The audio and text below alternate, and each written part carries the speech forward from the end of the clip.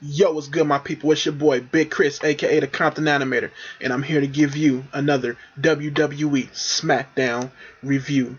So today, um, for Smackdown, it's what January 31st, 2014, and before I start doing a review of the show, there's a couple things that I want to talk about first. I didn't get a chance to talk about this on my Raw review, but Jake the Snake Roberts being inducted into the Hall of Fame. I think I forgot to talk about this, but it's a good look for the WWE and it's a good look for Jake the Snake.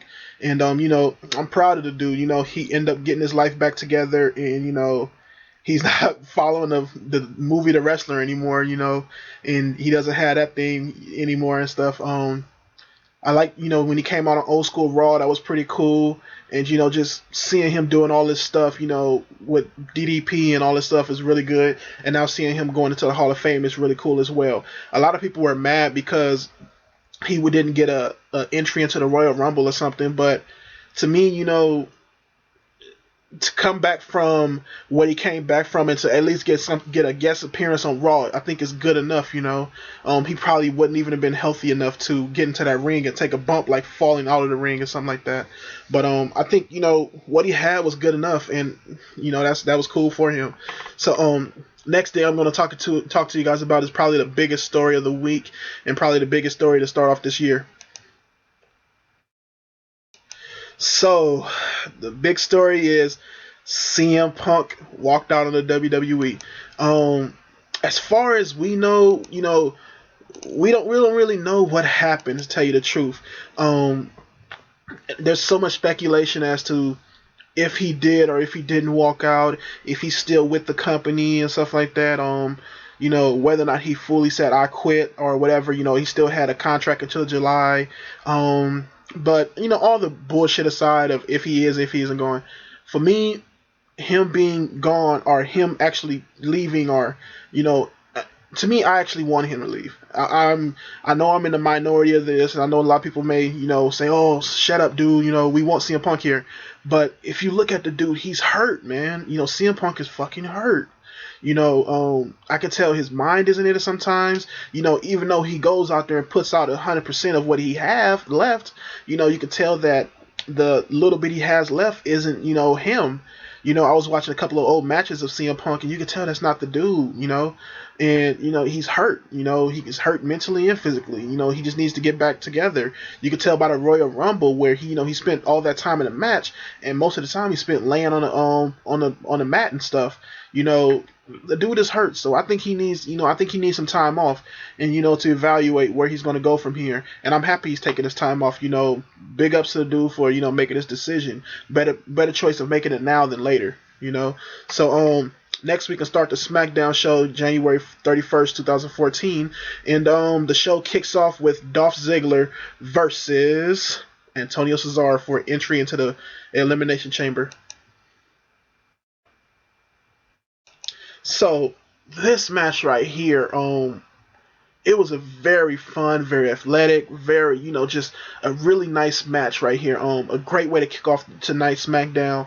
I like the whole thing of Zeb Colter, egging on Antonio Cesaro the whole time. I like just the swag, I wouldn't say swagger, but I like just the posh of Dolph Ziggler here. Both of these guys were very good in this ring. And it was just a great match to start off the show. Dolph Ziggler took some sick bumps right here, and Antonio Cesaro took some good bumps of his own. But Antonio Cesaro came out and prevailed here and ended up with a win using a neutralizer. And I really, really like, just how aggressive both guys was in this match, especially the way Antonio Cesaro handled it at the end, and I think it was a very good way to end this match. And and stuff with Zeb Colter and everything, I thought was really good and very well done. So next we get the Shield comes out and they start cutting a promo. So the Shield come out and they start cutting a promo about, the things that happened on Monday night, and how they had the whole little problems at the Royal Rumble of them kind of turning on each other for a minute. You had Dean Ambrose saying he doesn't, he would do it again type thing, and He's not sorry about what he did. You had Roman Reigns saying the same thing. Then you had Seth Rollins breaking them up, and Seth Rollins basically saying, the main thing we need to focus on is the fact that the Wyatt family messed us up on Monday night through the whole elimination, trying to get into the elimination chamber, and that was our big shot, and the Wyatt family came and fucked that up for us. So you basically had them say, the Shield guys say, fuck the bullshit. We want a shot at the Wyatt family. Vicky Guerrero comes out, tries to give it to him, but Triple H comes out and basically says, you're not going to get a shot at the Wyatt family. It's not the smart thing to do to, kind of like calm down and stuff, and try to, kind of like in a way chill out about this. I kind of like what Triple H was saying. He was playing like a good heel character right here and saying, step back, guys, think about this. This is not what you want. You and the Wyatt family probably in a way kind of need to work together and against each other. But the Shield was very animated about it, and I very much love the way, that all three members kind of came together on this one goal of we need to fuck the Wyatt family up. And I most definitely love how Roman Reigns gets in the face of Triple H and basically, says to Triple H, fuck the bullshit. We want the Wyatt family. So Triple H ends up giving them the Wyatt family. Later on in the night, you get the Wyatt family who come out before the Shield goes to their main event match and cut a promo. So yeah, the Wyatt family comes out and they come on screen and they basically telling the Shield that we like you guys, we like that you like war, we like that you like to fight for justice, your own versions of justice, but you're probably picking the wrong fight, but we dig what you do and stuff like that, but understand that facing us means facing the Reapers, and you get Luke Harper who comes on after Bray Wyatt is talking. He, hear him that you ain't heard from him in a while, and you get him talking about same thing of watch who you're fucking with type thing, and but I just love the promo between all three of these guys of the Wyatt family.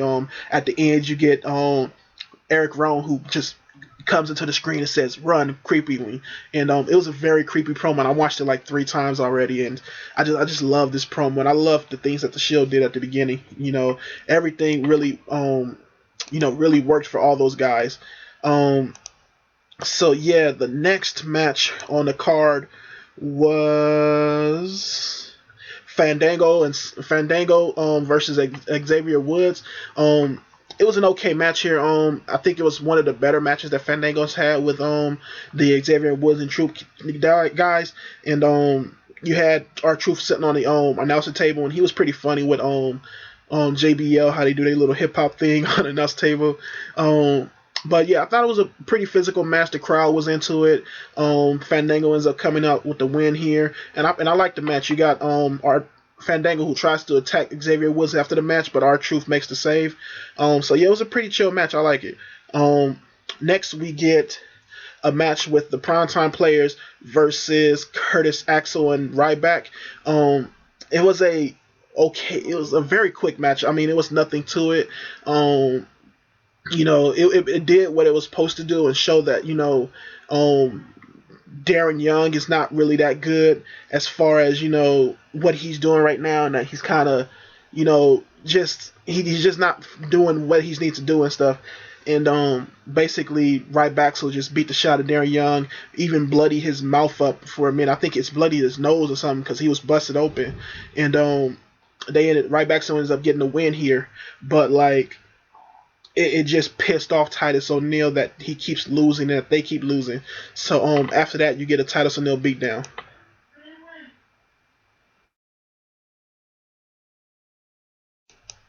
So here you get Titus ONeil who just tells Darren Young he's tired of losing, and Darren Young's trying to plead with him and stuff like that. And then Titus ONeil proceeds to beat the shit out of him, telling him he don't want to go talk about it in the back and stuff, and that he's kind of the weak link type thing, and just beating the ever loving shit out of Darren Young. And what makes it even better is that he's already bladed up from the match before, throwing him into the guardrail and stuff like that. It was just really great. If there was one thing I probably don't like about this, was that it did feel like a little bit that it came out of nowhere. I would have really loved to see if them push this up a little bit. Probably 2 other shows, hype it up, showing that Titus ONeil is pissed off. I know from, I think it was last on either Monday or a show last week that Titus ONeil kind of like Darren Young kind of lost another match, and Titus ONeil was kind of pissed about that. But I would like to see them show a little bit more of that whole just kind of feud thing between them and something to set it up. But I like the execution here, and that they're probably just trying to get it over with. So yeah, next we get Christian versus Jack Swagger, another elimination chamber qualify match.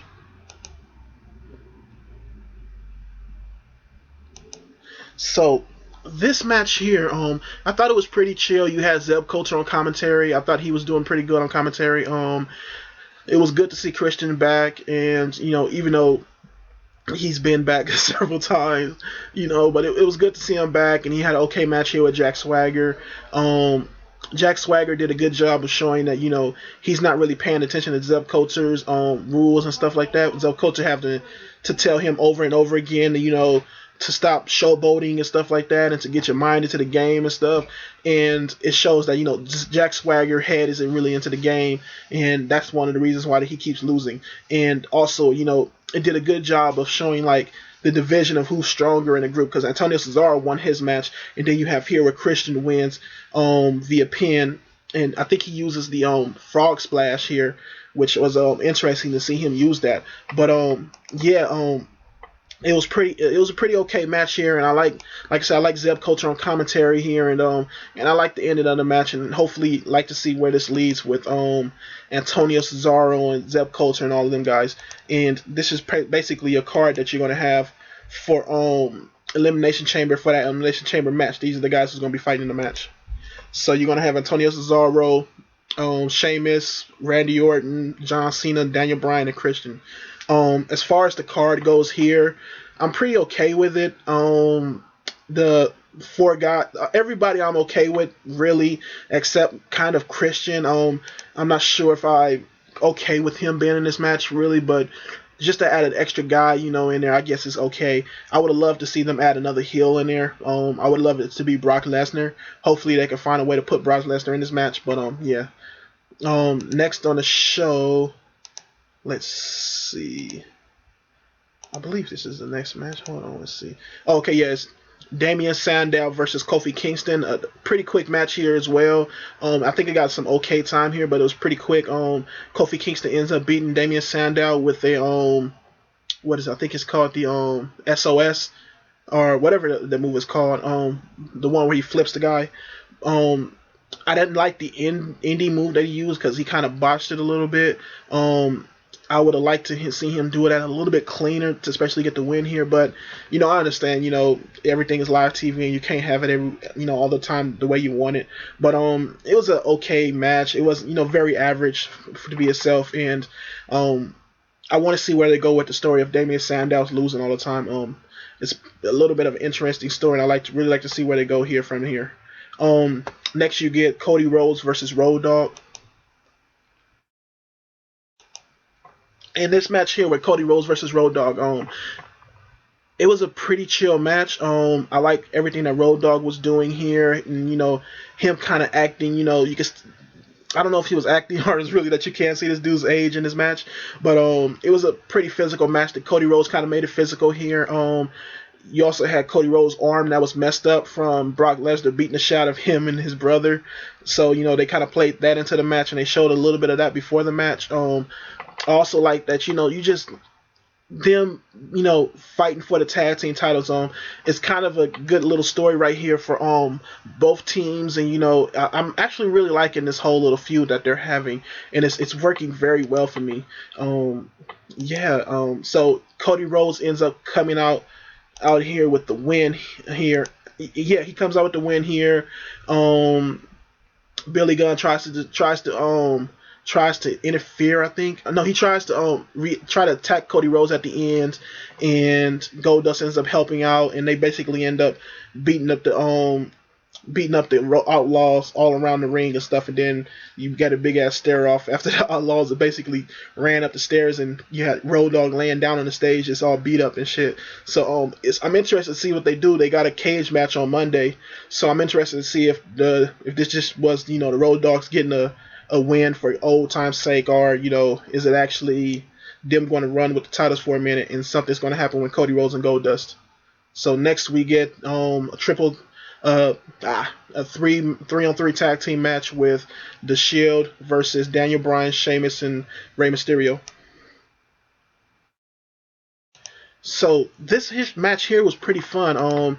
You had the Shield dominating for a long part of this match, but you also had Sheamus, who was looking very strong. Daniel Bryan, who was looking very strong here. Rey Mysterio looked strong in his own right. You had a lot of dudes do the moves. The best part of this match is always, with these 6-man tag matches, is at the end where everything just goes crazy and ballistic, and all the guys just start going out and whooping ass and shit.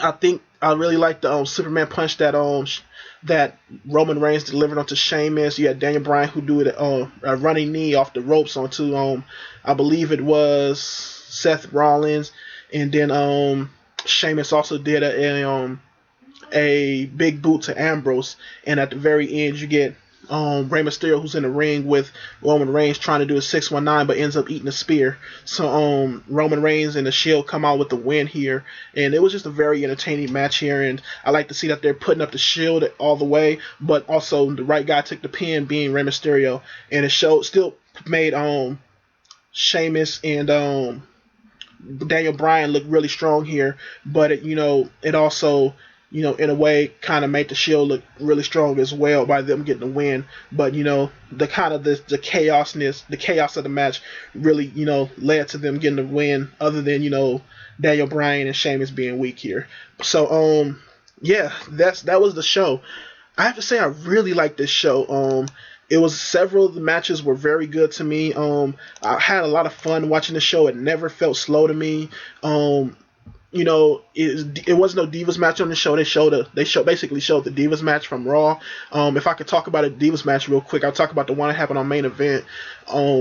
Before that match, you had, who was it? Natalya, the Bellas, and you had Tamina and Alicia Fox and Oksana basically talking to each other, and then you had Natalya and the Bellas come in, and they start arguing, and they calling each other old, and you look like a man and stuff like that, and then they get to a match where it's Natalya versus Tamina, and them two get into a pretty okay match. They got a good amount of time.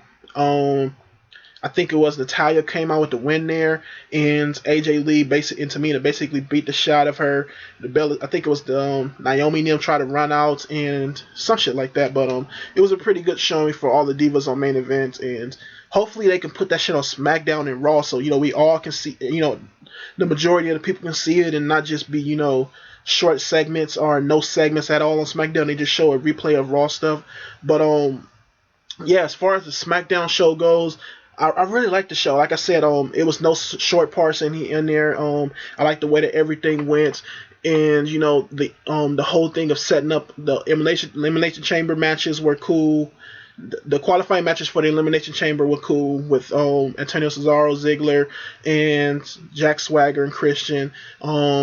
The ending match was really good, and also, the promos from the Shield and the Wyatts was really good, and everything that Triple H was doing was pretty good as well.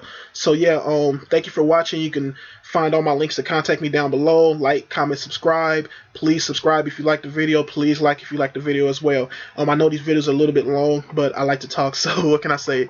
I'll try to shorten it up as best I can. But thank you for watching, and peace.